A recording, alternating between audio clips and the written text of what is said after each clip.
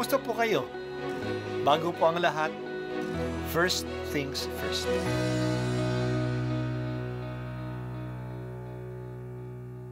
Good morning po. Sinisimulan po natin ngayon ang first things first. At dito po, tinatalakay natin sa unang bahagi ng umaga natin ay ang first readings na binabasa po sa banal na misa. Ito pong tinatalakay natin kasi madalas po marami na tayong alam tungkol sa gospel readings.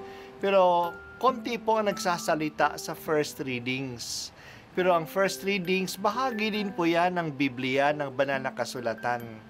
Kaya susubaybayan po natin ang mga first readings, basahin po natin at kuminsan kailangan ng basahin ng 2 o 3 beses bago maintindihan kasi hindi po tayo familiar sa mga istorya at sa mga kaisipan na tinatalakay dito.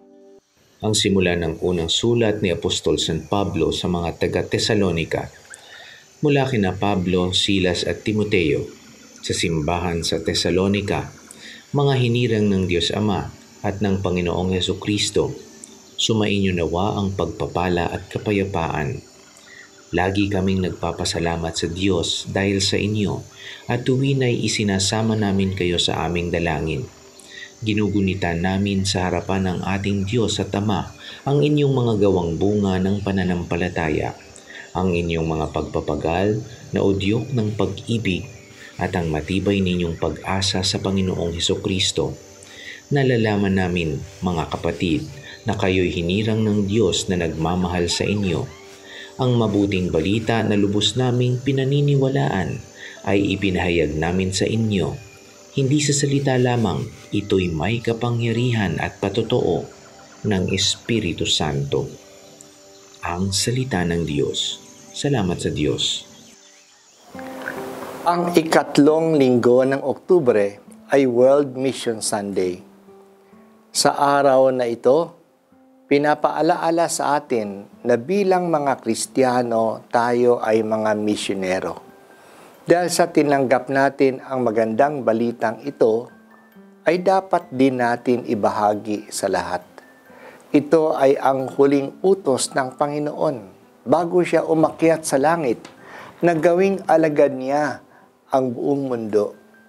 May mga tao na ginawang karir ang pagiging misyonero. Itinaya na nila ang buhay nila para dito. Suportahan natin sila.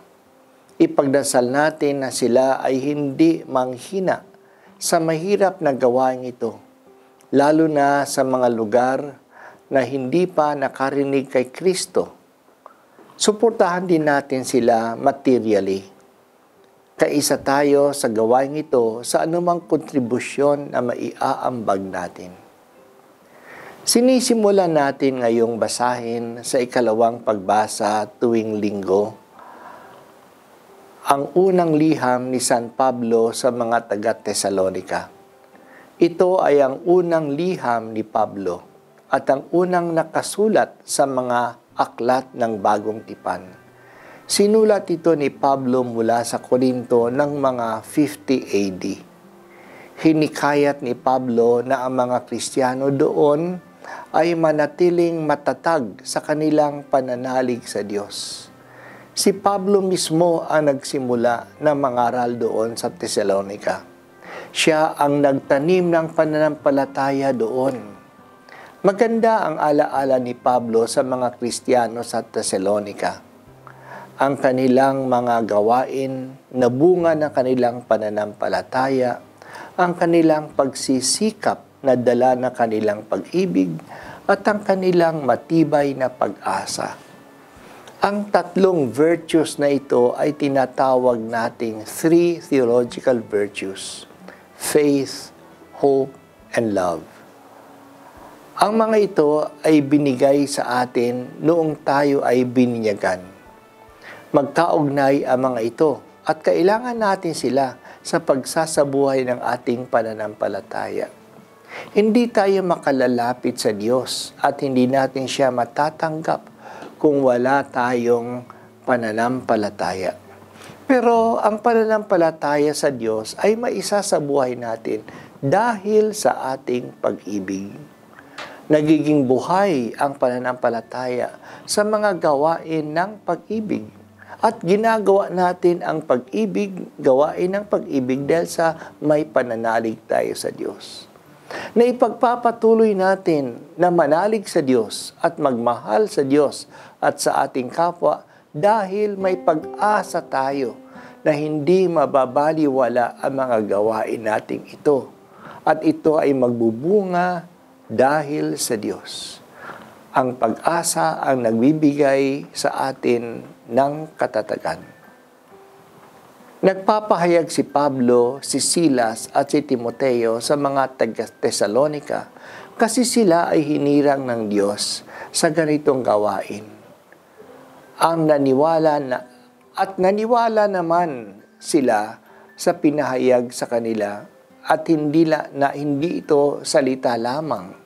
Ito yung paniniwala ng mga taga-Tesalonika. Ang kapangyarihan ng Diyos na magligtas at ito'y pinatotohanan ng Espiritu Santo. Ang mensaheng ito ay nagdadala ng kaligtasan. Ang magandang balita ay hindi lang mga salita o isang magandang kwento. Ito ay may kapangyarihan na magligtas sa atin. Kaya kapag tinanggap natin ito, nababago tayo nito. Talagang totoo ito na maaari nating itaya ang ating sarili dito. Ito'y ginawa ng mga apostol at ang mga tagapangaral ng magandang balita. Marami sa kanila ay mga martir. Pinatay sila dahil sa kanilang pahayag at dahil sa kanilang mensahe. Nanatili silang tapat kasi alam nila na totoo ang kanilang sinasabi at maliligtas sila nito. At naligtas nga sila, mga santo na sila sa langit. Ang kapangyarihan ng magandang balita ay galing sa Espiritu Santo. Siya ang pinadala upang gabayan tayo na unawain ang salita ng Diyos at palakasin na isabuhay ito. Kaya manampalataya tayo. Isabuhay natin ang paniniwala natin ng may pag-ibig. Umasa tayo na hindi tayo hahayaang mabigo. Kaya tingnan ninyo, sama-samang kumilos ang pananampalataya, ang pag-ibig at ang pag-asa. Panginoong Diyos, palalimin po ninyo ang aming pananampalataya. Pag-ibayuhin ang aming pag-ibig at patatagin ang aming pag-asa. Gawin mo kaming lahat ng mga misyonero ng magandang balita ng kaligtasan. Ito po ang unang pagbasa at ako po ay si Bishop Broderick Pabilio dito sa First Things First.